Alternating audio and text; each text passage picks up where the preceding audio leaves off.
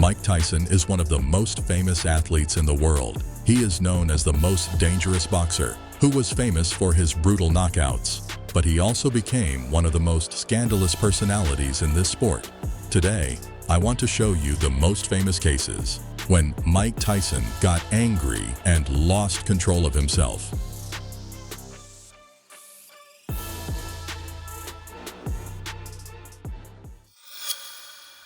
And we begin with Tyson's fight against Savarese on June 24, 2000. Both fighters trying to stay warm to the Early in the first round, Tyson knocked Savarese down with a jumping left hook. Mike's only got one speed. It's within seconds, down goes Savarese. When his opponent got up to continue the fight, Tyson pounced on him to finish. A referee, John Coyle, tried to stop the beating, but Tyson, not noticing him, kept throwing punches. He accidentally grazed the referee and fell to the ring. He got up and again demanded that the fight be stopped. This time, Tyson complied. There was a hiccup. No one knew what the verdict would be. There's confusion here. Even Tyson doesn't know if it's been stopped. Well, stop the fight or what? Waving his hands. In the end, despite the incident, Tyson won by technical knockout. This victory became the second shortest in Tyson's professional career. He needed 38 seconds for this triumph. Even Mike knows that when the ref's standing there, you don't dive over, be separate. Probably everyone knows that Mike does not like provocative questions in interviews. And before the scandalous fight with Botha, he did not hold himself back and insulted the journalist. Mike, Francois Botha, 6-1 underdog. Are there any concerns on your part? I don't know anything about that. I don't know nothing about numbers. I just know what I can do. How about Kill this mother. Okay. How about the 19 months off? What about it? What about it? Does it pose any problem to you? We'll see. I doubt it seriously. You take into the ring a lot of rage. Does that work for you or does it work against you at times? Now, who cares? We're in a fight anyway. What does it matter? Well, for example, rage against Vander Holyfield worked against you. Oh, yeah. It's a fight. So whatever happens, happens. Mike, why do you have to talk like that? Well, I'm talking to you the way I want to talk to you. Do you have a problem? Turn off your station. You know what? I think we'll end the discussion right now. Then we could. You got it. Have a nice fight, Mike. Go off. But the fight with Botha was even more interesting. The beginning of the fight did not foreshadow anything unusual, but Botha surprised everyone with his resilience against Mike. Find that jab, you're right. And he hasn't done it. He hasn't done it.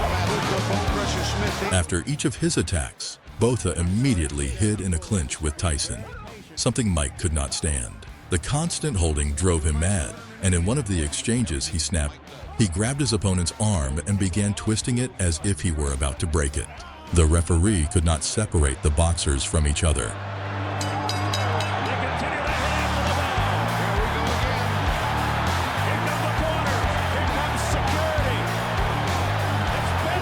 And only when the teams of athletes intervened, Tyson let go of his opponent's arm. In the second round, Tyson continued to hunt for his opponent's arm, and the referee took 1 point off him. 1 point. 1 point. The final seconds of the round did not go without controversy. Tyson, irritated by Botha's shove, lost his composure and struck back after the bell.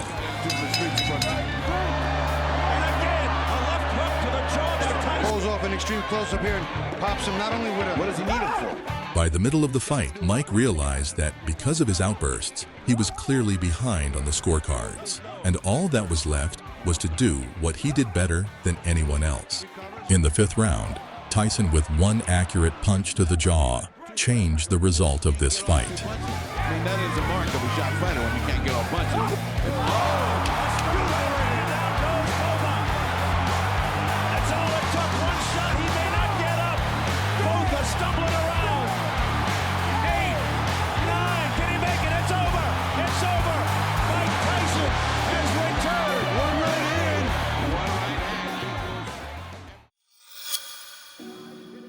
In October 1999, Tyson faced Orlin Norris. From the very beginning of the round, Tyson went on the attack. Mike was clearly leading in this fight.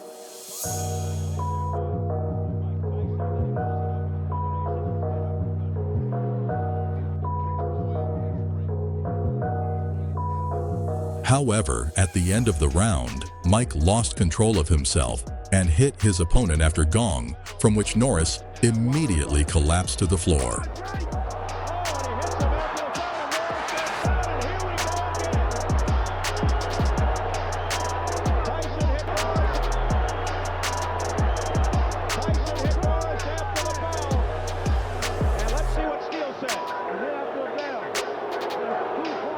The referee took 2 points off Tyson, but did not stop the fight. But then Orlin called the doctor and said that he couldn't continue the fight as he had hurt his leg during the fall. But Tyson, like a predator that had smelled blood, did not want to stop. His opponent's unwillingness to continue the fight only angered Mike. Another Tyson night. Give me your view of what happened. Did you throw the punch after you heard the bell? Well, you know, you were there, you saw it. It was simultaneous with the bell. And the punch wasn't that devastating. He could have continued. He quit on his stool, but I'll take him again in my next fight. I'll fight him right away. As a result, the fight was recognized as canceled. Probably everyone has heard about the most scandalous case in boxing, and the main character, as always, was the legendary Mike Tyson. In the most expected rematch, he met against Evander Holyfield, and this meeting ended very unpredictably. The excitement around the fight was incredible. All 16,000 tickets were sold out in a few hours, and the broadcast was bought by almost 2 million people. The boxers tried not to disappoint the audience, starting to actively exchange blows from the first seconds. Tyson traditionally relied on power. Holyfield was perfectly able to counterattack. Alas, Evander was just as willing to use his favorite tricks, such as head kicks and arm twists. At the start of the second round, Iron Mike opened a dissection. So successful was his opponent's use of his stone head. Afterwards, Holyfield simply hung with all his weight on the challenger, who began to complain to the referee. However, Mills Lane did not react in any way. That only motivated Tyson, and in the third round he rushed forward with a hail of punches that did a good job of penetrating Evander's defense. Back comes Tyson on the belt. Tyson with a short left hook to the head of Holyfield. Holyfield's reaction was expected. He went back into the clinch, while not giving up his attempts to body slam his opponent. Enraged, Tyson lost control of himself. He sank his teeth into his opponent's right ear. He got bit, I think. Evander Holyfield, look out! He's pushed right here above us by Tyson. He got bit in the ear. Oh my goodness, he's got a bloody right ear. Holyfield bit by... Hurts like hell, but he certainly had... Despite the blood and Holyfield's complaints, the fight was continued. The referee limited himself to taking 2 points off Tyson, and then Evander again hit his opponent with his head, hitting him in the eyebrow. The furious Tyson responded by grabbing his ear, but now on his left ear. Evander again jumped from pain, but the referee did not react, and then Mike began to throw powerful punches at the champion's head.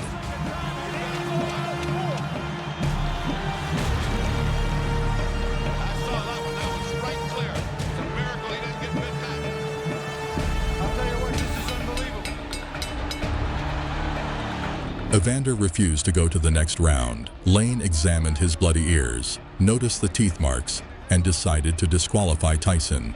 After that, rage came over the scandalous boxer with renewed vigor. He rushed to Holyfield, seeking to finally get rid of him. Mike, who was beating everyone around him, was stopped with great difficulty by 24 guards. The riot lasted for several minutes. As a result, Tyson was fined $3 million and also decided to boxing license for a whole year. The headbutt in the second round, which opened the gash on your eye. Tell us about that first bit. He butted me in the first round, but then he butted me again in the second round. Then as soon as he butted me, I watched him. He had me holding, and he looked right at me, and I saw him, and he was going for, and he kept going for it, and he butted me again. He kept going down and coming up, and he charged into me. and no one warned him, no one took any points for him. What am I to do? This is my career. I can't continue getting butted like that. I got children to raise, and this guy keeps butting me, trying to cut me and get me stopped on cut. I got to retaliate. Now, immediately you stopped. You stopped fighting immediately right there, and you turned to Mills lane, and you said what? And the result was he did nothing. But what did you say to Mills right at that time? I don't remember what I said. I told him that he butted me, but I know I complained about being butted, and we complained about the first fight. Listen, Holyfield's not the tough warrior everyone says he is. He got little nicks on it there, and he quit. I got an eye. I got one eye.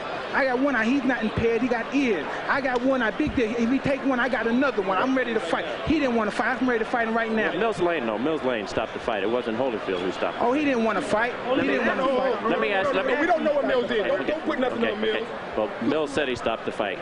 You bit him. Was that a retaliation for the eye when you bit him in his ear? Regardless of what I did, he butted me for 2 fights. But you got to address it, Mike.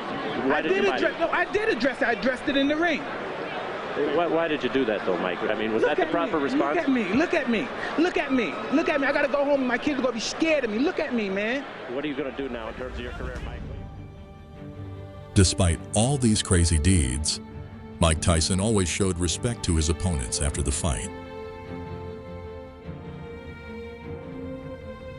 Probably everyone remembers the story of a 10-year-old boy when one of the members of a local street gang snatched his favorite pigeon from Mike's hands and ripped its head off. An enraged Mike pounced on his abuser and beat him severely.